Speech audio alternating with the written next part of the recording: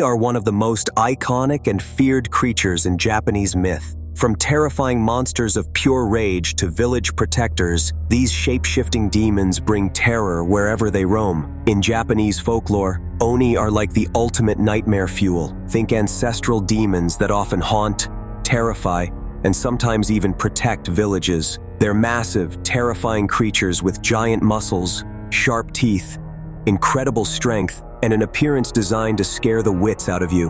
Although they're super popular in Japan now, they actually weren't originally Japanese. They came from somewhere else, introduced along with Buddhism from China. When Buddhism came to Japan, it brought with it stories of supernatural beings, and Oni became a part of the Japanese mythos. When Japan adopted Chinese writing, they borrowed the character for Oni, which in Chinese kind of means zombie or spirit. So Japanese Oni got that spooky spirit reputation baked in from the start. Ancient Japanese believed Oni were the literal monsters under the bed, responsible for natural disasters like earthquakes and thunderstorms. So, what do Oni look like? Well, they have a pretty unique appearance that's hard to miss. They're often colored in striking shades like pink, red, blue-gray, and even white, or multicolored with some pretty wild features. Some say the Oni's many colors may have been inspired by the diverse hues of Japanese dragons. But there's more. They have horns, sometimes just one,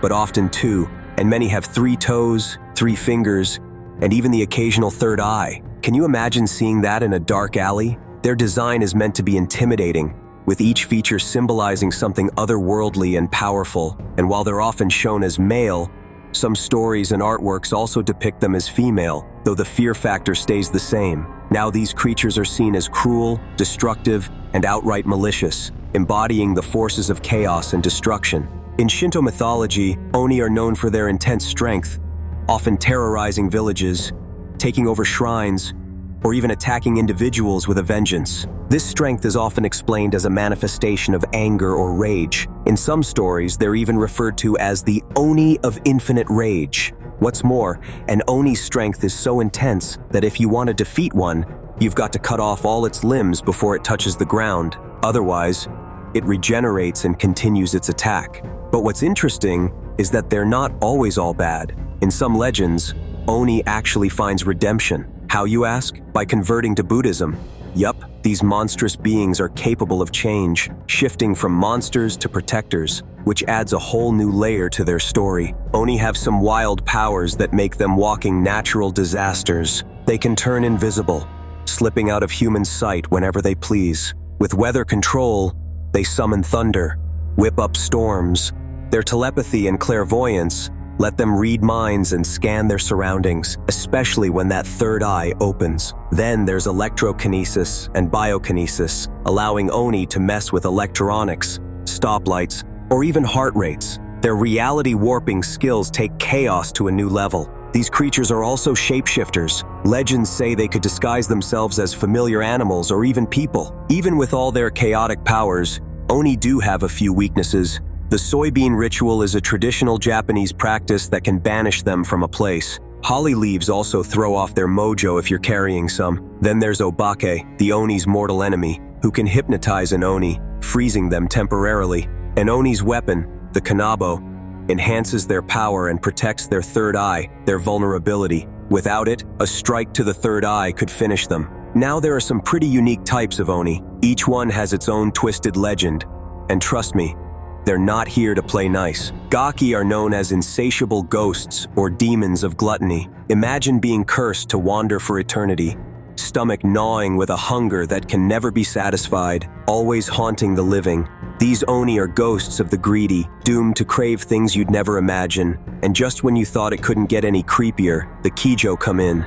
These terrifying female Oni are known for long teeth and fingers and often lure men into seduction or capture children to raise them as servants of evil. At first, they seem gentle, but one wrong move, and they turn deadly fast. Lurking in the shadows are the Onmaraki. These eerie, shadowy demons hide in dark places like caves and basements, waiting to pounce on unsuspecting wanderers. They're said to be related to the Tengu, those bird-like yokai who thrive on mischief. Ever heard a whistle in the wind? Better hope it's not an Otoroshi. This ape-like creature with oversized fangs and an enlarged brow ridge announces its arrival with an eerie whistle that could send shivers down anyone's spine. Ever heard of demon cows?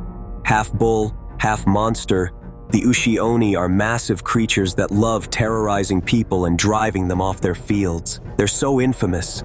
They've even made cameos in anime and manga, and for good reason. Just imagine one of these beasts charging at you. With eyes that burn like fire and horns sharp as spears, this creature is like nothing else in Japanese folklore. Cross paths with it, and you're in for a fight, one that no mortal has ever won. It's the stuff of nightmares, and its legend stretches far and wide. Then we have the twin Oni Yaen, which is something else. Experts in stealth and ninja techniques, they attack with smoke and poison, taking down their enemies before they even know what hit them. And here's one to remember, Zenko, the evil field demon. They're known for guarding sacred places like graveyards, temples, or mountains during the eerie hours of dawn.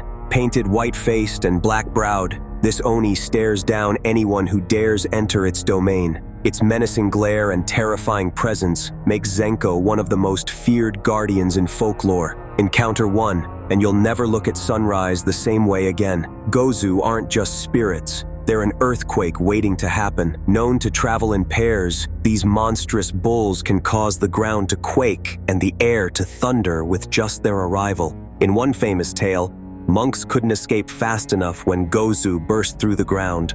Horns as long as swords. Gozu's entrance is never quiet. It's chaos and destruction incarnate. Then there's the Teirai Oni, gender fluid and constantly shifting forms. These Oni hide their treasures in caves, making them nearly impossible to ward off. Their ever-changing appearance makes them one of the hardest demons to recognize or predict. Shura, on the other hand, are forever cursed to live among humans, never allowed to enter the underworld, like some twisted punishment from the gods. And at night, the heads of Rokurokubi stretch and twist, letting them spy on their surroundings with a creepy reach. By day, they blend in as humans. By night, they're lurking, always watching. Then we have the Shinigami, the literal spirits of death, which have one job, to guide souls to the afterlife. They're both terrifying and inevitable, with a gaze that signals the end. Fast forward to today, and Oni are woven into pop culture, but this version is a lot less sinister. The popular anime Demon Slayer features Oni as bloodthirsty monsters.